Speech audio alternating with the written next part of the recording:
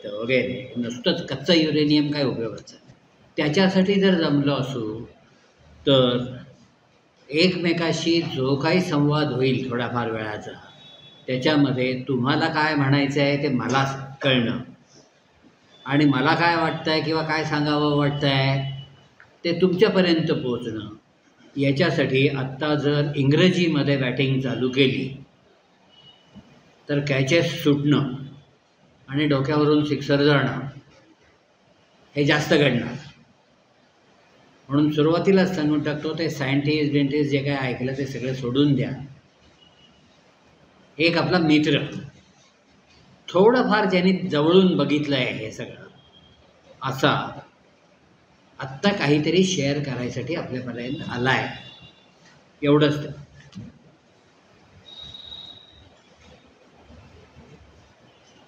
आत्ताच्या या क्षणापासून 2024 वर्ष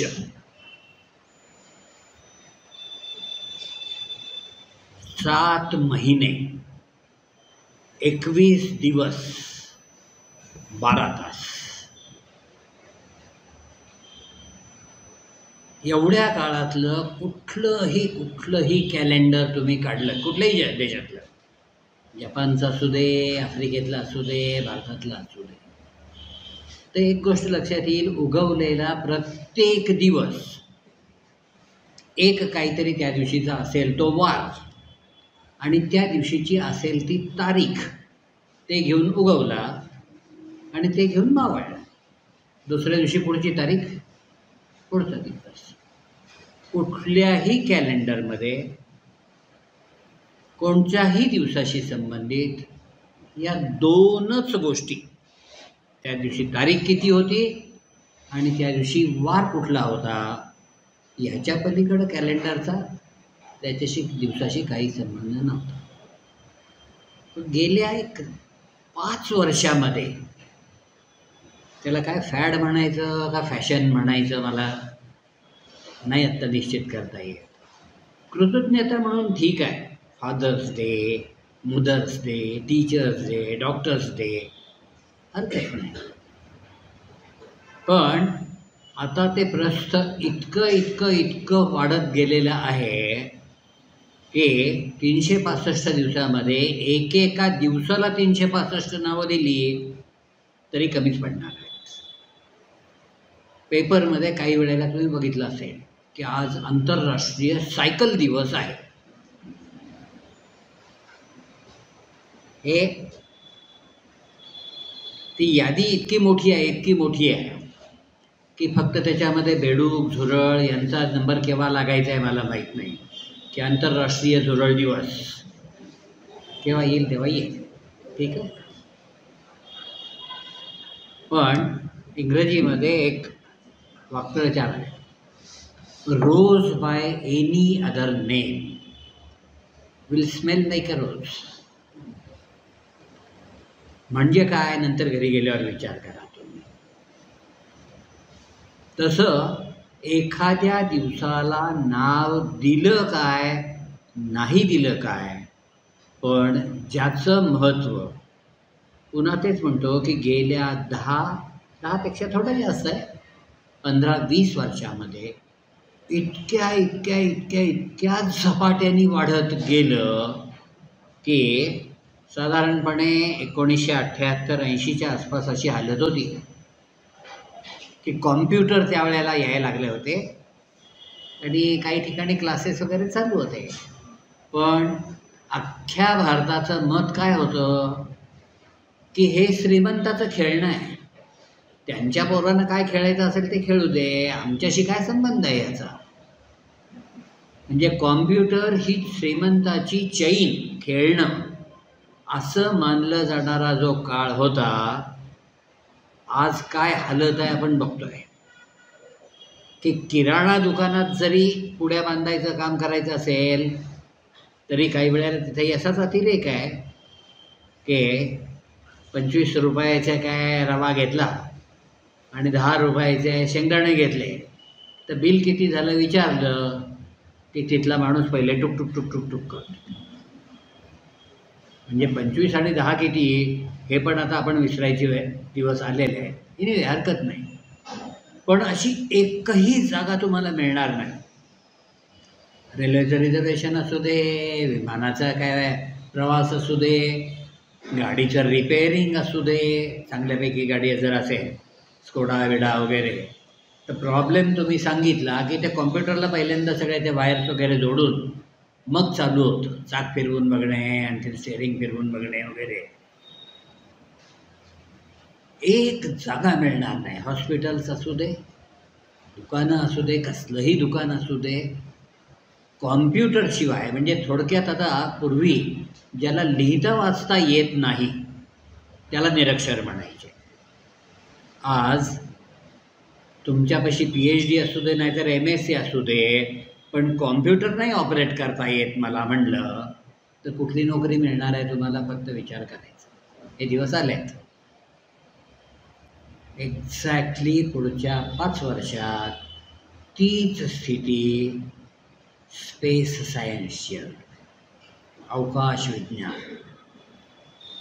आपल्या जीवनाचा कुठलाही भाग सुटणार नाही. म्हणजे आज हालत जी आहे, अवकाश विज्ञान म्हणल्यानंतर काय चंद्रयान, मंगळयान, आणखीन काय मोदीजींनी जाहीर केलं म्हणून गगनयान, म्हणजे वरती रॉकेट उडवायचे आणि काहीतरी वर पाठवायचं, ह्याला अवकाश विज्ञान म्हणायचं.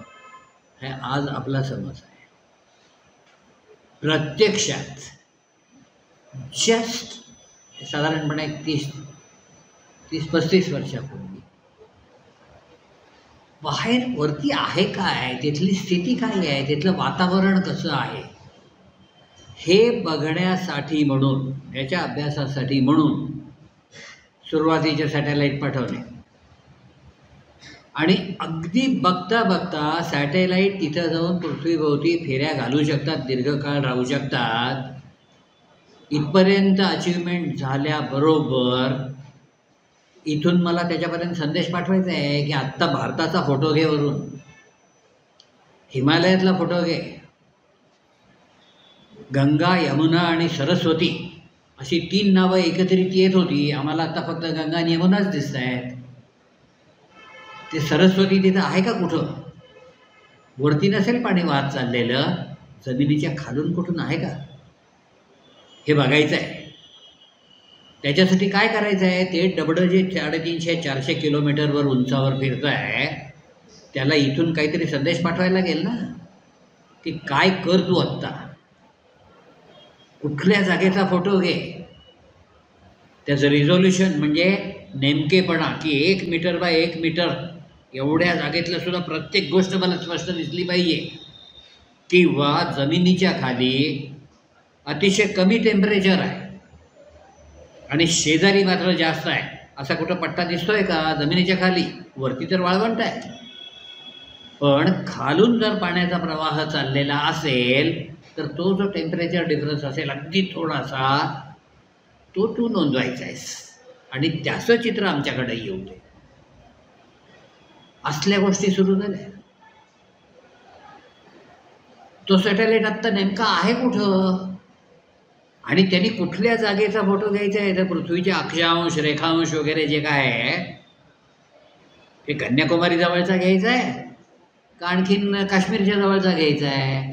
त्याला जागा सांगितली पाहिजे नेमकी, ज्याला आपण GPS म्हणतो, ग्लोबल पोझिशनिंग सिस्टीम, की या अख्ख्या पृथ्वीवर कुठंही जिथं मी उभा आहे ती जागा अगदी नेमकेपणाने बाहेरच्या एजन्सीला, कुठलेही, बघ अमेरिकेतल्या माणसाला असेल नाहीतर वरच्या सॅटेलाईटला असेल, ती जर कळवायची असेल तर जी काय सिस्टीम लागते, त्याच्यासाठी जी इक्विपमेंट लागतं, यंत्रसामुग्री लागते वगैरे वगैरे, तिथेही झडप मारली लोकांनी.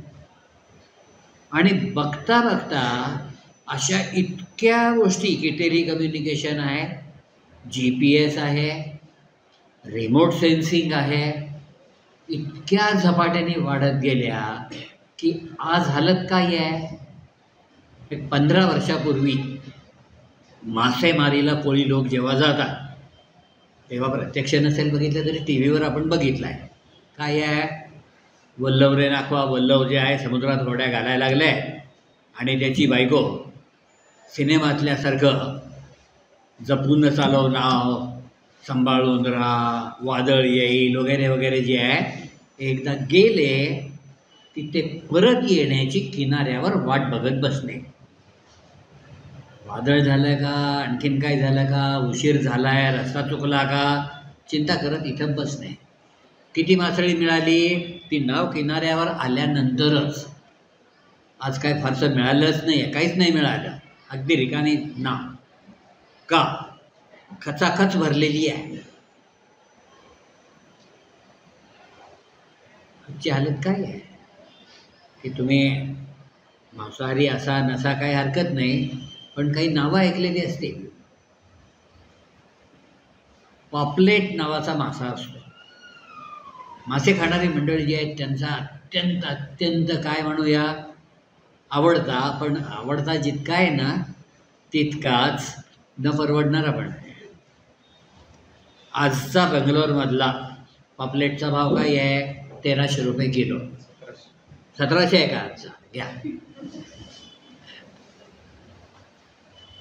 1 किलोमध्ये 2 मासे पण बसत नाही. तर हे मासे इतके महाग असण्याचं कारण सगळीकडे मिळतच नाहीत. ते समुद्रात कुठेही जाऊन तुम्ही जाळी टाकायला लागलात आणि पॉपलेट मिळाले, होतच नाही. त्या मानाने खूप दुर्मिळ आहे. उथळ समुद्र जिथं आहे ते सुद्धा जगभर अनेक ठिकाणी आहेत, सगळीकडे मिळतो असं नाही, फार ठराविक ठिकाणी मिळतो. आज हालत अशी आहे की मोबाईल बाहेर काढायचा, ते ॲप उघडायचं आणि त्या कोळ्याला कोणत्या बाजूला पॉपलेटचे थवे समुद्रात जास्त आहेत, कुठं जाऊन जाळी टाक, हे त्या ॲपवर डायरेक्ट येतं. ते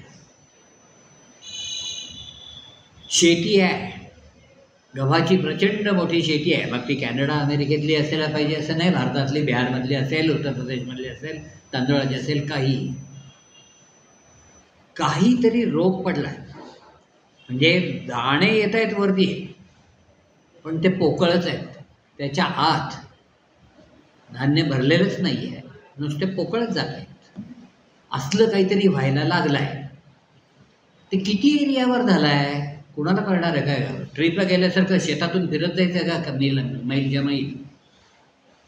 3 मिनिटामध्ये फक्त एक कमांड पाठवा की अमुक अमुक अमुक एवढा परिसरचा सर्वे करा आणि अमुक डिसीजनी अफेक्टेड किती क्रॉप आहे. 3 मिनिटात तुम्हाला मॅपच येतो कोणकोणच्या एरियामध्ये किती जागेवर हे खराब झालं आहे. खोड किडा नावाचा एक किडा असतो, तो शेतात वाढणारं पीक जे आहे त्याच्या खोडातून आतून पोखरत जातो वर, आणि त्याच्यामुळं बाहेरून तुम्हाला झाडं एकदम नॉर्मल हेल्दी वाटतात, एकदम परफेक्टली काय छान वाढलंय पीक, पण आतून पोकळ करून ठेवलेलं असल्यामुळं वरचे दाणे भरायसाठी, कणसामध्ये दाणे भरायसाठी जे फूड मटेरियल वर जायला पाहिजे ते जातच नाही. बाहेरून बघितल्यावर काय दिसत नाही, पानं लाल पडली आहेत, करपा रोग आहे का आणखीन तेल्या रोग आहे ते जाऊ दे बाजूला, नॉर्मल दिसत आहे, पण यील्ड काहीच नाही, पीक काहीच नाही. किती एरियावर झालं आहे हे? कोणत्या एरियावर? आत्ता म्हटलं तसं 3 मिनिटात मॅप मिळेल तुम्हाला. असं मेडिकल हेल्प असू दे, साहित्य असू दे, कुठलंही साहित्य जेव्हा मी म्हणतोय तेव्हा अत्यंत लाईट वेट, हलकं पण पोलादापेक्षा मजबूत असं मटेरियल तयार करणं. इथपासून ते एखाद्याच्या हृदयाचा काहीतरी प्रॉब्लेम झाला आहे, ते नियमितपणाने मिनिटाला 72 वेळेला वगैरे जे काय त्याचे धडधड व्हायला पाहिजे ते होतच नाही. काही वेळेला एकदम धडधड धडधड धडधड होतंय, काही वेळेला इतकं स्लो होतंय की आता बंद पडणार का काय. तेव्हा त्याला नॉर्मल हार्टबीट ठेवण्यासाठी जे काही मॉनिटर्स लागतात, मग पेसमेकर असेल आणखीन काय असेल, की त्याच्या हृदयावर बाहेर शरीरावर असा काहीतरी एक पार्ट चिकटवायचा आहे, लावायचा आहे आणि आत कनेक्शन द्यायचं आहे की ती जी अनियमितता गेली आणि तुमच्या आमच्या इतकाच हेल्दी लाईफ त्याचं चालू झालं. असल्या अनेक गोष्टी आजकाल जे जाहिरात चालली आहे सगळीकडं की तुमचं लाईट बिल 0 करा आणि उलटं त्याच्यातून कमाई करायला चालू करा. काय करा? तुमच्या घराच्या छपरावर सोलार पॅनल लावा. तिथपासून ते अंबानींनी हजारो एकर जागेमध्ये लावलेले सोलार पॅनल्स की ज्याच्यातून अर्ध्या राज्याला इलेक्ट्रिक सप्लाय होऊ शकतो आणि म्हणून काही ठिकाणी फ्री बिजली हे सहज शक्य होत आहे. आलं कुठून आहे सगळं? ही सोलार पॅनल आता आपल्या घरावर असेल, शेतातल्या पंपासाठी असेल, सुरुवात कुठून झाली आहे? सुरुवात सॅटेलाईटपासून झाली. रॉकेटसाठी, सॅटेलाईटसाठी अत्यंत मजबूत पाहिजे पण वजनाने हलकं पाहिजे अशा मटेरियलसाठी जी कंपोजिट्स तयार केली, कार्बन कंपोजिट्स असतील, आणखीन काही इतर असतील, ती बघितल्यानंतर पेक्षाही साधा एक किस्साच तुम्हाला माहिती असेल का? त्याच्या ऐकून नसतील का अनेक जण. बेंगलोरमधल्या एका शाळेमध्ये काहीतरी कार्यक्रम होता. कलाम सरांच्या बरोबर होतो.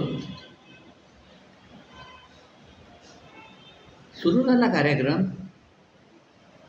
एक पोलिओ झालेला मुलगा, ते पायाला स्टेनलेस स्टीलचे एवढे मोठे खाली दांडे लावलेले, कुबड्या घेतलेला, रखडत गेटमधून त्या दरवाज्यातून आत आला. ताबडतोब त्याचे शिक्षक गेले तिथं, त्याला आधार देऊन आणलं पहिल्या रांगेमध्ये. त्याला समोर बसवलं. कलामांचं चालूच होतं वागे हे काय सांगायचं. सगळं झाल्यानंतर शेवटचं वाक्य बोलून झालं की सर स्टेजवर खाली उतरले. त्या मुलापाशी गेले आणि त्याने विचारलं, तुझ्या पायाला हे जे काय लावलेलं आहे ना, याचं वजन किती आहे रे? माहीत नाही म्हणा. 9वीतला मुलगा होता. नाही आहे माहीत.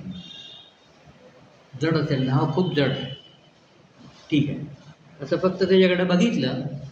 पुन्हा स्टेजवर आले. ते काय राहिलेला कार्यक्रमाचा भाग होता तो पुरा झाला आणि त्याच्यानंतर बरोबर 13व्या दिवशी DRDOचे माणसं शाळेमध्ये प्रिन्सिपॉलच्या ऑफिसमध्ये होती आणि त्यांनी सांगितलं त्या मुलाला जरा बोलवायचं. तो मुलगा तिथं आल्यानंतर बैस म्हणाले खुर्चीवर त्याला बसवलं. पटपट त्याच्या पायाचे ते लोखंडी जे काय होते ते काढून टाकले. आपल्या बॅगेतून जे काय आणलेलं होतं ते तिथं लावलं, बेल्ट वगैरे बांधले आणि तिथे सांगितलं जरा चालून बघ. तो चालायला लागला आणि त्याच्या चेहऱ्यावरचा हे जे होता तो म्हणाला, माझ्या पायाला काय बांधलंय असं वाटतच नाही आहे. खरी हालत अशी आहे की आधीचे ते स्टेनलेस स्टीलचे कॅलिपर्स जे असायचे 6 किलो वजन असायचं.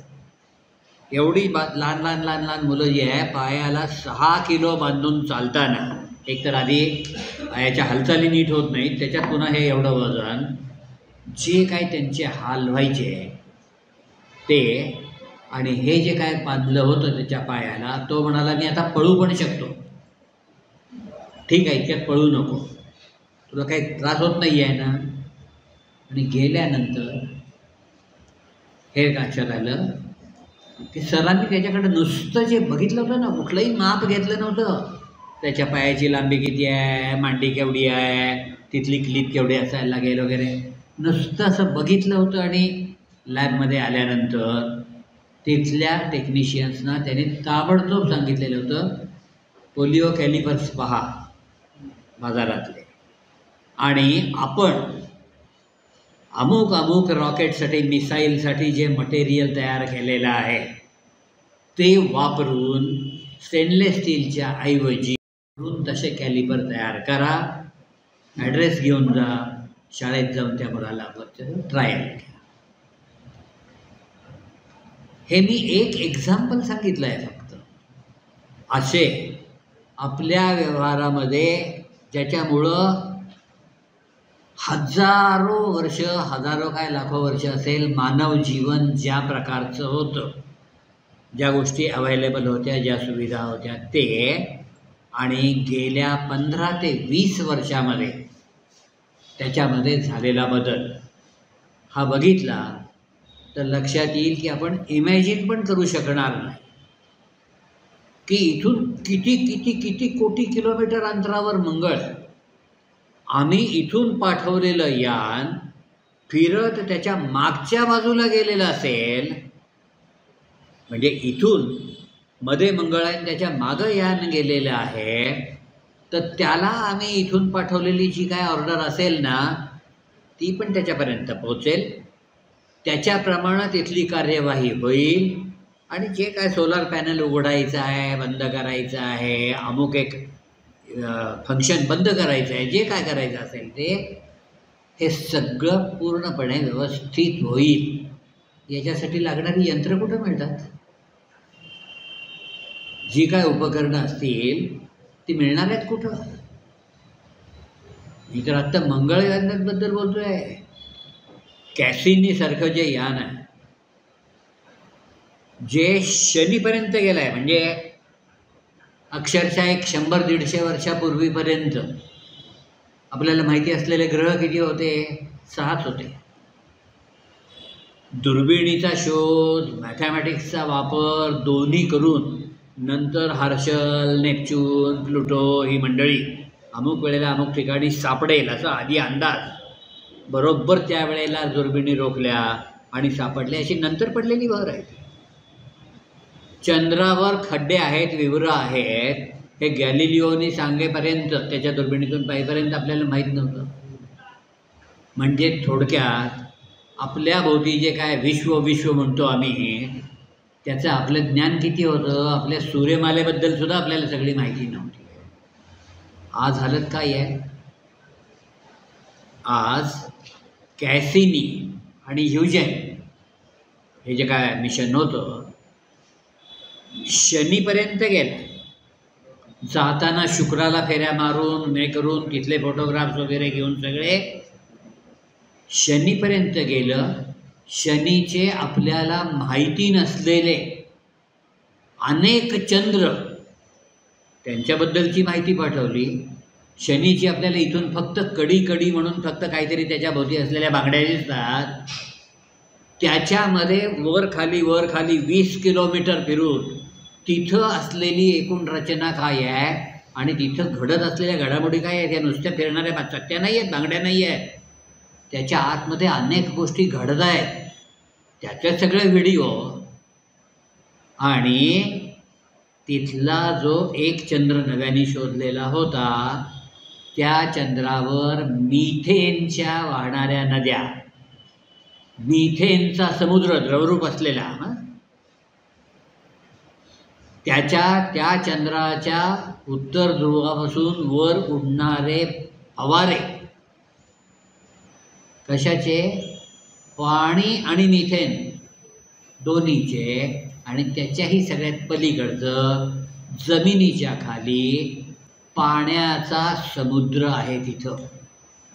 म्हणजेच थोडक्यामध्ये पृथ्वीवर जसं जीवन आहे तसं, म्हणजे लगेच हत्ती, घोडे, पाणघोडे, जिराफ वगैरे नसतील, पण जीवनाची सुरुवात होण्यासाठी ज्या कंडिशन्स आवश्यक आहेत तसे तिथं आहे, शक्यता भरपूर आहे.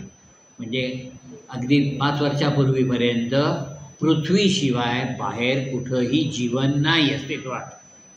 हे जे ठामपणाने सांगितलं जात होतं त्याला धक्का देणारा पुरावा की वर मिथेनच्या विषारी वायू आहे, नद्या आणि समुद्र, आणि त्याच्या खाली मात्र जमिनीच्या खाली पाण्याचा समुद्र.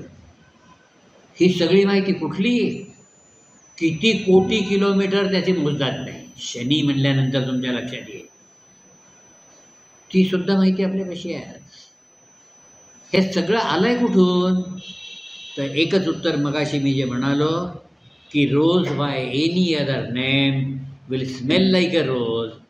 अवकाश विज्ञानामध्ये माणसांनी जे काही गेल्या 15-20 वर्षामध्ये प्रचंड मोठी झेप घेतली त्याच्यातून विश्वाबद्दलची माहिती तर अफाट मिळाली, त्याच्याबद्दल हेच नाही की गेल्या हजारो वर्षामध्ये एकूण आपल्या विश्व किंवा ग्रहमाला, सूर्यमाला, आपली आकाशगंगा याच्याबद्दल असलेली माहिती केवढी होती? तर हरभऱ्या एवढी होती म्हणायला लागेल. काय माहिती होतं आपल्याला? ग्रहांची नावं किती दूर आहे, पुस्तकातून तेच पाठ केलं आपण, परीक्षेला लिहिलं ते, गाळलेले जागा आणि जोड्या लावा, की त्याची एक फेरी सूर्याभोवतीची किती काळात पूर्ण होते, त्याचा आकार केवढा आहे आणि सूर्यापासून किती लांब आहे, त्याच्या पलीकडे काय माहिती होतं आपल्याला?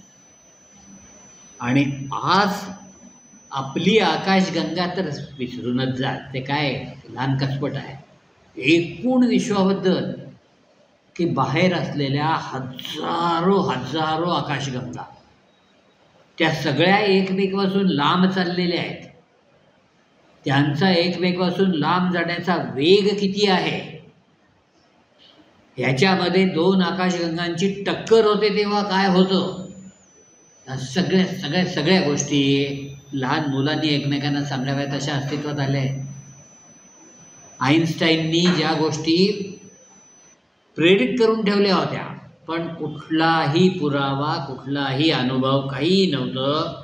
त्या प्रत्येकाची खातरजमा आत्ता होती आहे आणि दोन आकाशगंगांची टक्कर झाली, दोन कृष्णविवरांची टक्कर झाली तर काय होईल, कशा प्रकारच्या गुरुत्वीय लहरी निर्माण होतील, त्या गुरुत्वीय लहरींचा इतर ग्रहांवर काय परिणाम होईल, हे आईन्स्टाईननी केव्हा 100 वर्षापूर्वी सगळे गणितं करून ठेवली होती आणि त्याने अंदाज सांगितलेले होते. आज त्याचं प्रत्येक म्हणणं खरं आहे, त्याचा हा पुरावा, अशा गोष्टी समोर यायला लागल्या. ठीक आहे, म्हणजे आता म्हटलं तसं की माझं हृदय नीट काम करत नसेल, त्याचं पल्पिटेशन जे आहे त्याच्यामध्ये काहीतरी गडबड होत असेल तर ते रेग्युलेट करण्यासाठी लागणारं साधन तेही याच क्षेत्रातून येणार आहे. शेतीवर पडलेला रोग असेल, धरणात साठलेलं पाणी असेल, पूर आल्यामुळं नुकसान किती एरियात झालेलं आहे, काही असू दे, आज जगातले सगळ्यात बेस्ट रिमोट सेन्सिंग सॅटेलाइट्स कुठले असं विचारलं की जगभरचं उत्तर एकच आहे, भारताचे. हे नुसतं सांगण्यापेक्षा एक किस्सा सांगितल्यावर पटकन तुमच्या लक्षात येईल मला काय म्हणायचं.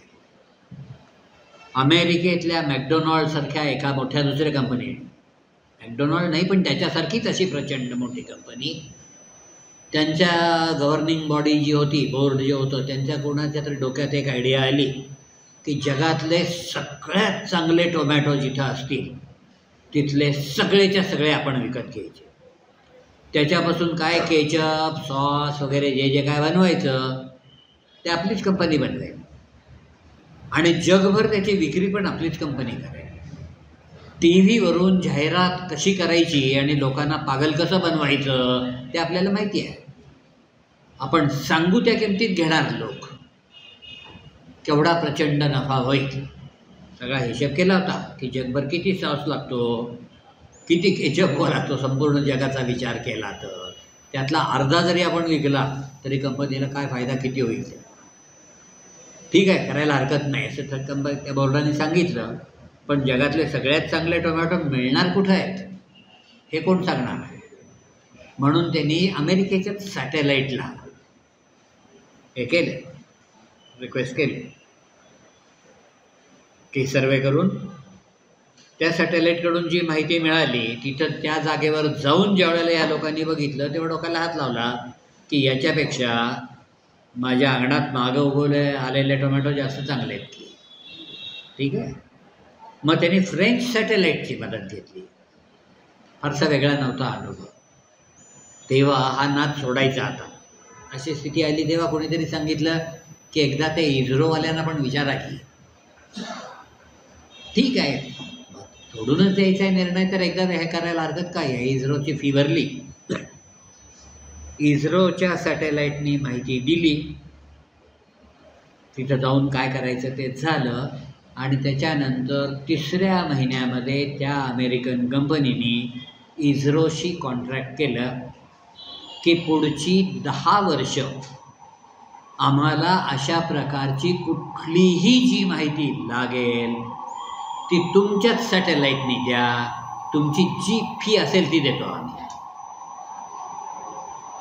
हे एक एक्झाम्पल सांगितलं नाही. अशी जगभरची शेकडो वेगळ्या वेगळ्या प्रकारची कॉन्ट्रॅक्ट्स, कोट्यावधी रुपये खर्च करून स्वतः बनवलेला उपग्रह सॅटेलाईट, फ्रान्स, ऑस्ट्रेलिया, कॅनडा, ही मुद्दाम मी अशा देशांची नावं घेतो आहे की जे एकदम प्रगत देश म्हणून आहेत सायन्स टेक्नॉलॉजीला. स्वतः सॅटेलाईट तयार करतात, पण अवकाशात वरती नेमका कुठल्या जागेवर त्याला ठेवायचं आहे तिथपर्यंत नेऊन तिथं ठेवायचं काम मात्र वाटेल तेवढे पैसे घ्या, हजारो डॉलर्स, पण इस्रोच्या सॅटेलाईटनी भारताच्या रॉकेटनी न्यायचे आहे. आत्तापर्यंत जगभर सगळीकडं एक एक रॉकेट, मग अमेरिका असू दे, फ्रान्स असू दे, एका वेळेला एकच सॅटेलाईट नेत होतं. ते काय कुठं डिलिव्हरी बॉयसारखं जिथं नेऊन ठेवायचं आहे, अमुक शहराच्या वर पाहिजे, पॅरिसच्या वर पाहिजे, न्यूयॉर्कच्या वर पाहिजे, करत होते. फार तर 2 एका वेळेला. जगातला एकमेव देश किंवा एकमेव एजन्सी इस्रो आहे. एका वेळेला 107 सॅटेलाईटवर घेऊन गेले आणि कुरिअर बॉयसारखं फ्रान्सचा इथं, ठीक आहे, ऑस्ट्रेलियाचा तिकडं, अख्ख्या पृथ्वीभोवती वेगळ्या वेगळ्या जागेवर, वेगवेगळ्या कक्षांमध्ये, वेगवेगळ्या हाईटला 107 सॅटेलाईट, एकही फेल्युअर नाही. असं करू शकणारा या पृथ्वीवर एकच देश आहे, भारत. आत्तापर्यंत 43 वेळेला चंद्रावर मोहिमा गेल्या, यशस्वी मोहिमा. तिथपर्यंत यान गेलं. एक 10-12 वेळा अशा आहेत की माणसं तिथं उतरली, तिथं काय खडक आणले, माती आणली, खोदून बघितलं, जे काय असेल ते, जे काय करता येत होतं ते सगळं केलं. उरलेल्यांच्या बाबतीमध्ये त्यांचे रोव्हर्स, म्हणजे बग्गीसारखे गाडी उतरली, ती तिथं खोदकाम करणार, सॅम्पल जमा करणार वगैरे वगैरे, मग ते पृथ्वीकडं परत येणार. 43 वेळेला आत्तापर्यंत झालं. पण चंद्रावर पाणी आहे या शोधाचं क्रेडिट कुणाला? नासा सकट अख्ख्या जगाचं दिलेलं आहे. चांद्रयान-1 इस्रो. 43 वेळेला, काही वेळेला माणसं तिथं जाऊन, इक्विपमेंट तिथं जाऊन जे झालं नाही ते पहिल्याच प्रयत्नात. मंगळयान असेल की इतर देशांची यानं तिथपर्यंत जाण्यासाठी किती खर्च येतो त्याच्या 1 पण खर्च नाही. एवढ्या याच्यामध्ये आमचं मंगळयान गेलं सुद्धा तिथं. हे सगळे जे आहे तितके प्रचंड खर्चाच्या मोहिमा, याच्यासाठी तुम्ही आम्ही दिलेल्या टॅक्समधला 1 रुपयाही खर्च होत नाही. इस्रोकडं अशी जी कॉन्ट्रॅक्ट्स येतात की काय सौदी अरेबियामध्ये मॅच व्हायची आहे, इंडिया पाकिस्तान असेल, नाहीतर आणखीन वेस्ट इंडिज पाकिस्तान, जे काय असेल ते, ती तुम्हाला तुमच्या घरात बसून बघायची आहे. प्रत्यक्ष तिथं जे चालू आहे ते त्याच क्षणाला तुमच्या घरामध्ये तुम्हाला टी व्हीवर बघायचं आहे. कसं करत असतील हे? एक जमाना होता 1900 साधारणपणे 76 ते 78, टी व्ही केंद्र फक्त मुंबईला होतं आणि वरळीला जो काय मनोरा उभा केला होता टी व्ही टॉवर, त्याच्या आसपास टी व्ही दिसायचा, पुण्याला पण नाही दिसायचा. मग फार मेहनतीने सिंहगडचा किल्ला जो आहे त्या किल्ल्यावर आणखीन एक दुसरा टॉवर आहे केला की जे काय ते वरळीवरून थोड्याफार लहरी येतात त्या घ्यायच्या, त्यांची ताकद वाढवायची आणि पुन्हा फेकायच्या. त्याच्यामुळं मुंबई आणि पुणे हे 2च जागा होत्या टी व्ही बघायला मिळाली. ब्लॅक अँड व्हाईटच होता पहिली गोष्ट, आणि संध्याकाळी फक्त 2 तास टी व्ही असायचा, एकच एक चॅनल. अशी 1700 चॅनल्सही नव्हती. आज काय हालत आहे. रिचार्जिंगच्या वेळेला तुम्ही ज्या वेळेला बघता त्यावेळेला ऑफर्स ज्या येतात त्याच्यामध्ये हजार चॅनल्स. अगदी पार अमेरिकेतला प्रोग्राम असू दे, फ्रान्सचा असू दे, BBC असू दे, CNN असू दे, काहीही तुम्हाला बघायला मिळतं. इथपासून ते पाकिस्ताननी 4 मिसाईल्स आणि 56 ड्रोन भारतातल्या शहरांवर, दिल्लीपासून ते पार राजस्थान वगैरे, जयपूर वगैरे हल्ला करण्यासाठी पाठवलेले आहेत. त्यांचा स्पीड किती असतो, टी व्ही कधी लावलात की बघायला मिळेल तुम्हाला. ती माहिती जेव्हा येते ते की तासाला 680 किलोमीटर, तासाला 1100 किलोमीटर असल्या वेगाने ते तिथून निघालेले आहेत. हे सांगण्यापासून ते तुमच्या देशापर्यंत यायच्या आधी हवेतच उडवून टाका, त्याला तुकडे करून टाका त्याचे, इथपर्यंत लागणारी सगळी कामं.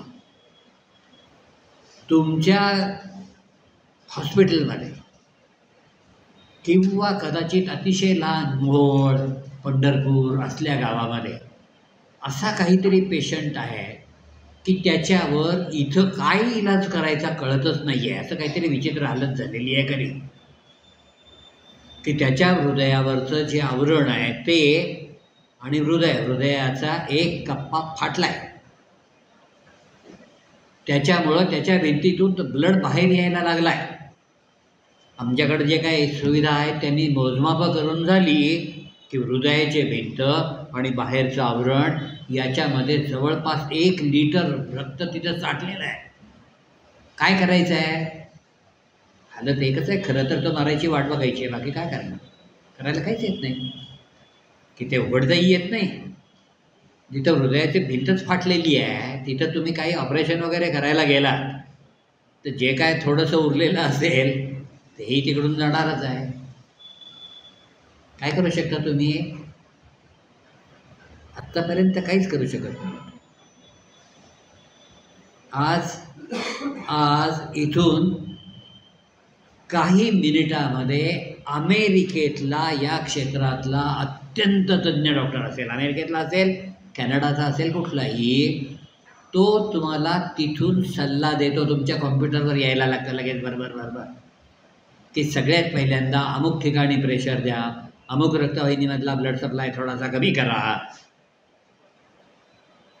त्याची हालचाल कमीत कमी ठेवा, अमुक करा आणि अमुक औषधं त्याला द्या. आणि ऑपरेशन आत्ता लगेच न करता अमुक गोळ्या दिल्यानंतर तो रक्तप्रवाह जो आहे बाहेर येणारा तो कमी होईल. त्याच्यानंतर ओपन हार्ट सर्जरी जे काय करायची आहे ती करा. पुन्हा हे एक्झाम्पल सांगितलं आहे मी. असं वाटेल ते असू शकतं. मेंदूच्या बाबतीत असू शकतं, आणखीन कुठल्या असाध्य रोगाच्या बाबतीत असू शकतं, आम्हाला माहितीच नसलेल्या एखाद्या रोगाबद्दलचं काही असू शकतं. टेलिमेडिसिन म्हणतात याला, की तुम्ही तुमच्या कॉम्प्युटरवर टिक करा, त्याला पाहिजे ते एक्सरे किंवा सोनोग्राफी वगैरे जे ते चित्र व्हॉट्सअपवर जसं फोटो पाठवतो आपण तसं पाठवून द्या. त्याला जे काय पाहिजे, आता ब्लड प्रेशर किती आहे, टेम्परेचर किती आहे वगैरे, श्वासाचा रेट काय आहे तो विचारेल. ती माहिती द्या. 5 मिनिटामध्ये या स्थितीमध्ये काय करायचं, त्या क्षेत्रातला जगातला सर्वात चांगला अनुभवी काय रिसर्च केलेला जो काय असेल तो तुम्हाला रेडीमेड माहिती देणार. हेही आता सगळीकडे झालं आहे. टेलिमेडिसिन ज्याला म्हणतात. या सगळ्या गोष्टी ज्या आहेत ही कशाची देणगी आहे तर अवकाश युगाची देणगी आहे. आणि मगाशी मी म्हणालो आणखीन 5 वर्षामध्ये आपल्या आयुष्याचं एकही क्षेत्र असं राहणार नाही की ज्याचा संबंध या असल्या टेक्नॉलॉजीशी येणार नाही. प्रत्येक गोष्ट औषधं असतील, शेती असेल, धरणं असतील किंवा अवकाश मोहिमा असतील. मुद्दाम उदाहरणं देताना आपल्याकडची कशा करता दिली आहे, थोडंसं कॉम्बिनेशन करायचा प्रयत्न केला आहे की अवकाश विज्ञानाने आपल्याला काय दिलं हे जर आपण बघायला लागलो तर ते प्रचंड मोठी गीता होईल. याच्यामध्ये भारत कुठं आहे? आपल्याकडं फार काळ असा समज होता, अजूनही पुष्कळ ठिकाणी असा असतो की आपल्याकडं काहीच होत नाही हो. ते अमेरिका, इंग्लंड वगैरे तिकडं रिसर्च होतं, तिकडं काहीतरी मशीन हे ते तयार होतं आणि ते सगळं झाल्यानंतर मग आपल्याकडं केव्हा तरी आपण विकत घेतो आणि आपल्याकडं येतं. आपल्याकडं काही संशोधन वगैरे होत नाही. ही मंडळी कुठल्या युगात राहत आहेत हे आपल्याला माहीत करून घ्यायची पण गरज नाही. आज हालत काय आहे? आज तुम्ही कुठल्याही क्षेत्राचं नाव सांगा, कुठलंही. सागर विज्ञान, महासागर जे आहेत त्याच्या तळाशी जो गाळ आहे त्या गाळामध्ये बाहेर जमिनीवर सहजासहजी न मिळणारे काही धातू जे आहेत, निओबिडियम असेल, ज्याला रेअर अर्थ म्हणतात, ते फार दुर्मिळ आहेत पृथ्वीवरती, पण उद्योगधंद्यांच्या दृष्टीने त्यांचं महत्त्व अचाट आहे. त्याचे नोड्यूल्स म्हणजे गारगोटीसारखे गोळे त्या महासागराच्या तळाच्या गाळात असतात. काही ठिकाणी काढायचे कसे? खाली जाऊन काय महासागराच्या तळाशी उकरत बसायचं, इथं तिथं तिथं तिथं नाही लागत. मगाशी जे पॉपलेट माशाच्या बाबतीत सांगितलं ते 400 किलोमीटर वर असलेलं डबडं जे आहे ते तुम्हाला अरबी महासमुद्रात असेल तर कुठं शोधा, कन्याकुमारीच्या आसपास असाल तर कुठं शोधा, कलकत्ता अंदमानच्या आजूबाजूला असाल तर कुठं शोधा, तिथून सांगता येते. जमिनीच्या खाली असलेली खनिज, ते पृष्ठभागावर गवतन झाडी जंगलं हेच आहे, पण अमुक एक धातू निकेल कशाला? भारतामध्ये अणुशक्तीसाठी लागणारा एवढा प्रचंड युरेनियम, सुरुवातीची काही वर्ष अशी होती की आपल्याकडं तारापूर वगैरे अणुभट्ट्या तयार झाल्यानंतर कॅनडा आणि अमेरिका त्याच्यासाठी लागणारं युरेनियम आपल्याला द्यायचे.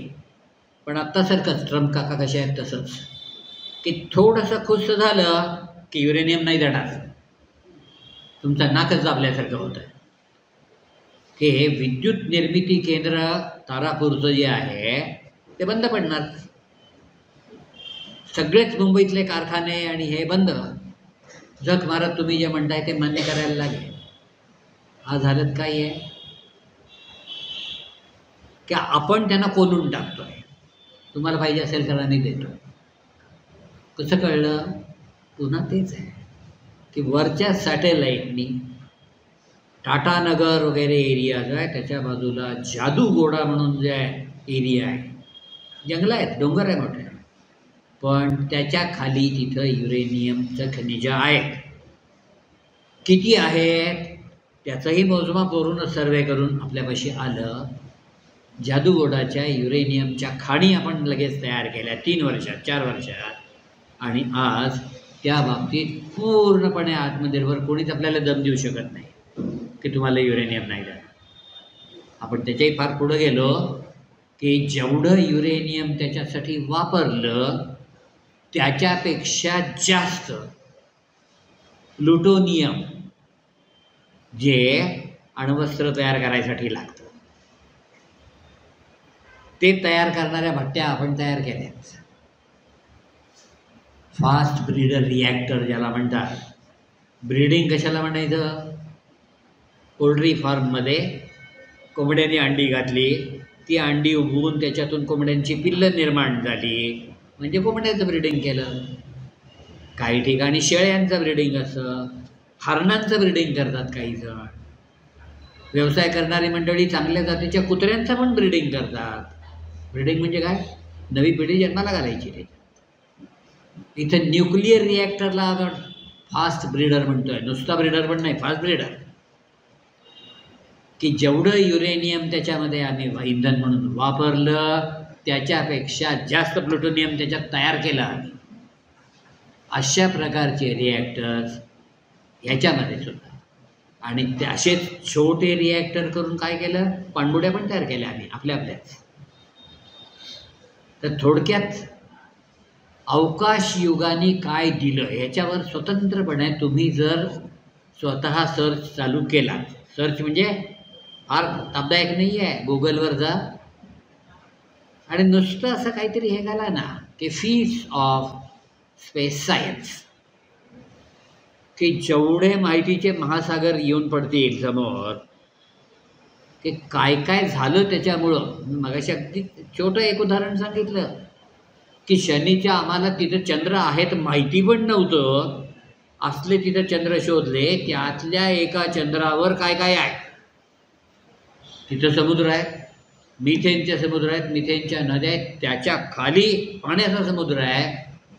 ही सगळी माहिती जी आहे कशाची देणगी आहे, तर आता पुन्हा पुन्हा म्हणतोय तसं अवकाश युगाच्या देणग्या. बाहेर रिसर्चसाठी ज्या असतील त्या स्वतंत्र, आणि आपल्या जीवनाशी निगडीत याच्यामुळं काय काय मिळालं. मगाशी कलाम सरांचं जसं एक्झाम्पल सांगितलं मी, तेही काही एकमेव एक्झाम्पल नाही आहे. सोलार पॅनल्स घराघरावर बसलेली कुठून आली आहेत. असं जर बघायला गेलात तर इथं आत्ता एकच उद्घाटन केलेलं जे काय आहे, उद्घाटन म्हणजे असं करता येतं याचं सॅम्पल तुमच्यासमोर जे आहे, असं तुमच्यातला एक एक जण 100 काढू शकेल आरामात. इतका माहितीचा महासागर तिथे आहे. आणि कुठल्याही टेक्निकल याच्यात न जाता की त्याच्यातलं प्रपोर्शन काय असतं आणि टेम्परेचर किती ठेवायला लागतं आणि कसं तयार करायचं, काय नाही. सर्वसामान्य माणसाला अरे हे मला माहितीच नव्हतं असं वाटण्यासारखं. आणि एकूण या क्षेत्रामध्ये भारत एकूण ओव्हरऑलच तंत्रज्ञान आणि विज्ञान याच्यामध्ये आज जी हालत आहे ती ही आहे की अनेक अनेक देश एकत्रित येऊन खूप मोठं काहीतरी मिशन निर्माण करतात,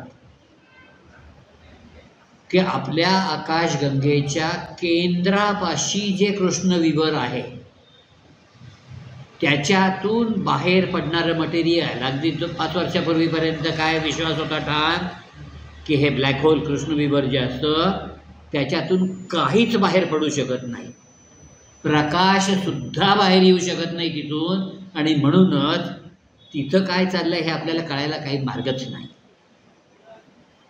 आज उलटी हालत आहे की कृष्णविवरामधून बाहेर येणारी जेट्स जी आहे विद्युत चुंबकीय लहरींची असतात, आणखीन कशाची, या सगळ्या फोटोग्राफ आता आपल्यापाशी आहेत.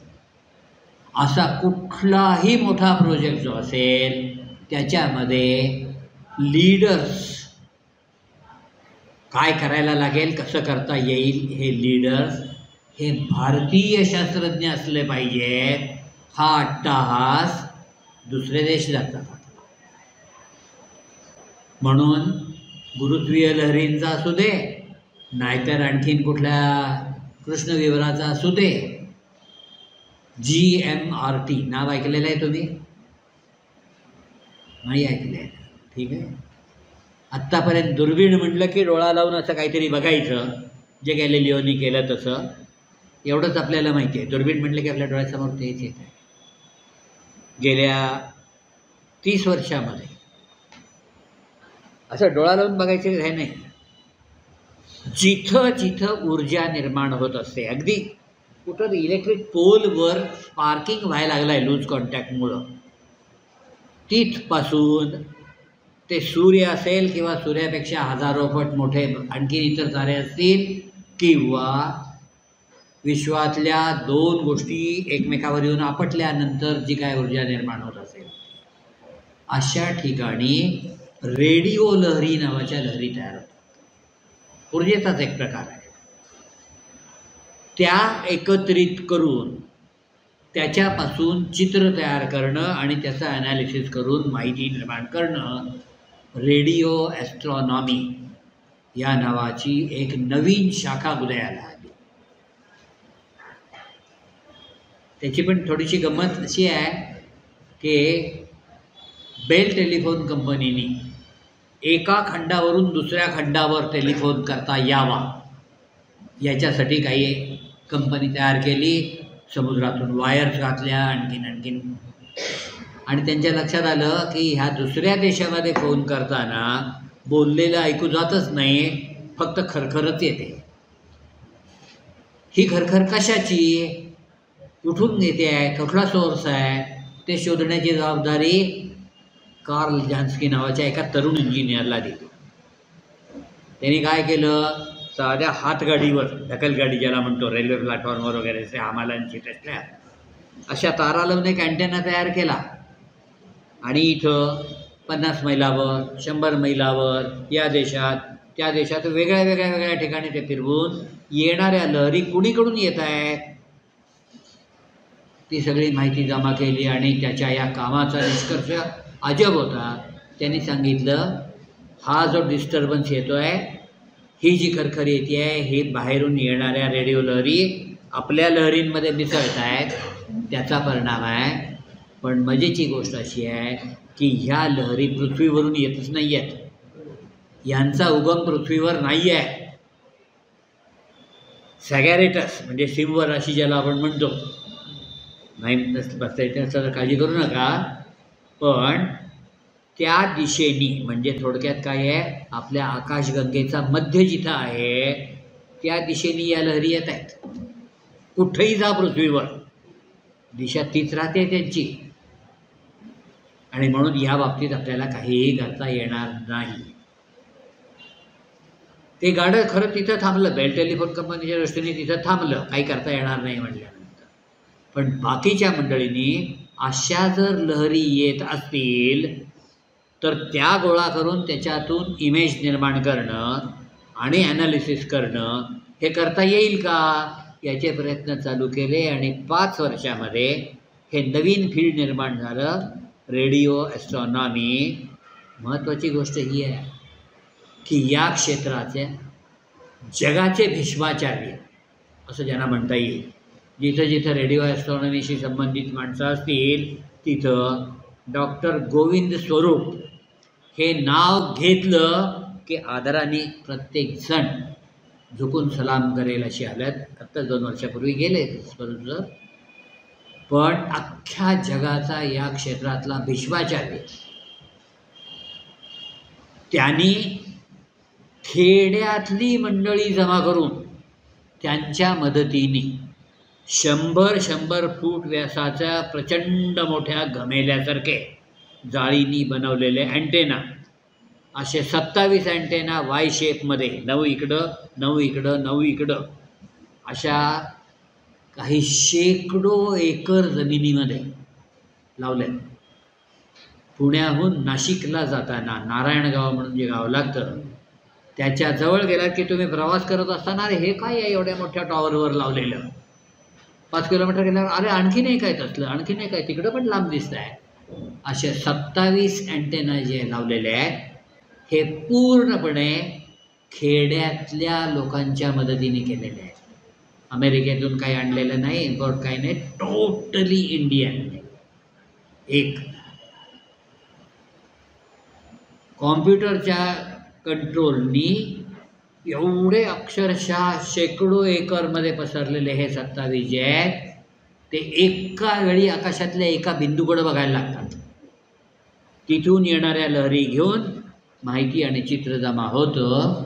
आणि अशा प्रकारे आत्तापर्यंत जगाला माहिती नसलेल्या शेकडो नव्या आकाशगंगा, पल्सार म्हणजे थोड्या वेळानी एक्सरेज बाहेर फेकणारे तारे, असे किती शोध त्या GMRTनी लावले. Giant metre wave radio telescope असं खरं त्याचं पूर्ण नाव आहे. अशा प्रकारची जगातली ती सगळ्यात मोठी दुर्बीण आहे. आणि महत्त्वाची गोष्ट ही आहे की आपलं विश्व निर्माण झालं त्यावेळेला नेमकं काय घडलं याची माहिती याच दुर्बिणीच्या अभ्यासातून मिळू शकेल. हा अख्ख्या जगाचा विश्वास आहे. आणि म्हणूनच कॅनडा, फ्रान्स, जर्मनी सगळीकडचे जगभरचे खगोलशास्त्रज्ञ अभ्यासासाठी तिथे येतात आणि त्यांना गायडन्स गोविंद स्वरूप करत होते अगदी शेवटच्या आजारापर्यंत. ठीक आहे. भारत कुठंही कमी नाही. तुम्हाला हे मुद्दाम सगळं सांगायची गरज काय आहे की अवकाश विज्ञान म्हणजे फक्त रॉकेट तयार करणं किंवा उपग्रह बाहेर पाठवणं हा नाही. आत्ता मी म्हटलं तसं तुम्ही फक्त फीट्स ऑफ स्पेस सायन्स असं टाकल्यानंतर ह्याचा प्रभाव असलेली याच्या खाली काम करणारी किती शेकडो वेगळी क्षेत्र आहेत तुमच्या लक्षात येईल की असल्या काही गोष्टी तयार करायसाठी इंजिनिअरिंग, याच्यासाठी लागणारं इलेक्ट्रॉनिक्स, याच्यासाठी लागणारं कम्युनिकेशन, याच्यासाठी लागणारं डेटा कलेक्शन, मिळालेल्या माहितीचा ॲनालिसिस, हे सगळ्या गोष्टी ज्या आहेत हे तुमच्यासाठी नव्याने तयार झालेली, जी तुमच्या आईवडिलांना पण माहिती नव्हती अशी क्षेत्र आहेत. 11वी-12वीच्या लेवलवर तुम्ही आहात म्हणून मुद्दा एवढा मी जास्त काय जोरात घंटा वाजवतो आहे की फक्त इंजिनिअरिंग, डिप्लोमा किंवा मेडिकल एवढंच आपल्याला करण्यासाठी काही आहे आणि नाही तर BSc होऊन सर्टिफिकेट घेऊन या कारखान्यात नोकरी मिळते आहे का, त्या कारखान्यात मिळते का, या बँकेत मिळते आहे का, हे करायचं आहे का. आत्तापासून आपण अशी माहिती जमा करायची, आपला इंटरेस्ट आणि हे कॅपॅबिलिटी याच्याप्रमाणे आत्तापासून ठरवून टाकायचं की मला या क्षेत्रात जायचं आहे का. आज तिथं बिलकुल स्पर्धा नाही आहे. आज इंजिनिअरिंगची ॲडमिशन म्हणजे मिळाली तर ॲडमिशन, नाहीतर दुसऱ्या दिवशी आत्महत्या, ही जी हालत आहे तसं नाही आहे. माणसं मिळत नाहीत या क्षेत्रामध्ये आणि म्हणून इस्रो सकट अनेक संस्था अशा आहेत की ज्या तुम्हाला त्या गोष्टीसाठी लागणारं स्किल, ट्रेनिंग, प्रॅक्टिस सगळं तुम्हाला स्कॉलरशिप देऊन द्यायला तयार आहेत. अशांची माहिती जमा करा आणि आजपासून 10 वर्षानंतर मी कोण असणार आहे हे आत्तापासून मनाची ठरवा.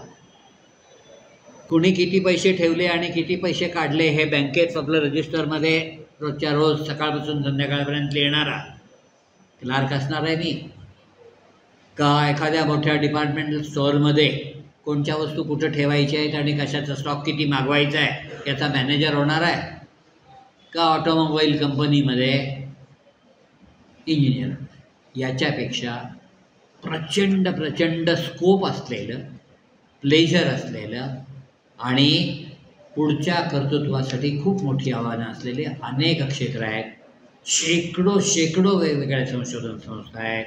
अडचण काय आहे फक्त की तुमच्यासारख्या विद्यार्थ्यांपर्यंत त्याची माहितीच पोचत नाही आणि म्हणून ते झापडं लावलेल्या पालक आणि मागची परंपरा ह्याच्याप्रमाणे काय करायचं आहे, 11वी झाल्यावर 12वी करायचं आहे, 12वी झाल्यावर BSc करायचं आहे, जमलं तर MSc करेन, कशात बहुतेक फिजिक्समध्ये नाही तर केमिस्ट्रीमध्ये करेन. अरे हो पण कशासाठी, पुढं काय करशील, नोकरी. ह्याच्या बाहेर या. याच्यामध्ये अनेक बाबतीमध्ये तुम्हाला स्वतःला उद्योजक बनण्याचे चान्सेस आहेत की तिथं लागणाऱ्या लाखो गोष्टी ज्या असतात ते सगळं इस्रो करत नाही. स्वतः इस्रोही करत नाही. सुदैवाने भारतामध्ये आता प्रायव्हेटायझेशन झालेलं आहे. आता प्रायव्हेट कंपन्यासुद्धा स्वतःचं रॉकेट, स्वतःचं सॅटेलाईट पाठवायला लागलेल्या आहेत बाहेर.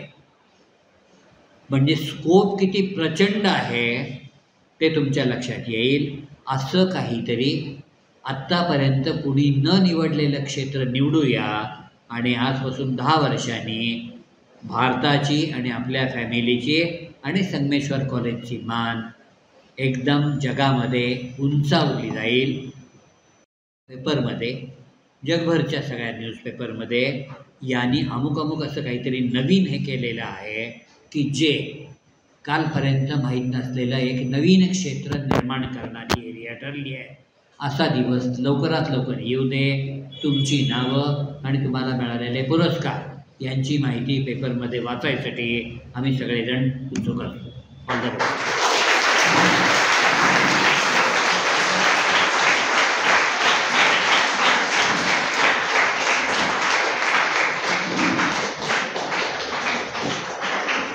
Thank you, Gambhir sir. You have shared with us some very interesting facts and unfolded some mysteries of the space and universe today. I'm sure our students have enjoyed listening to you. We are truly privileged to have you here with us.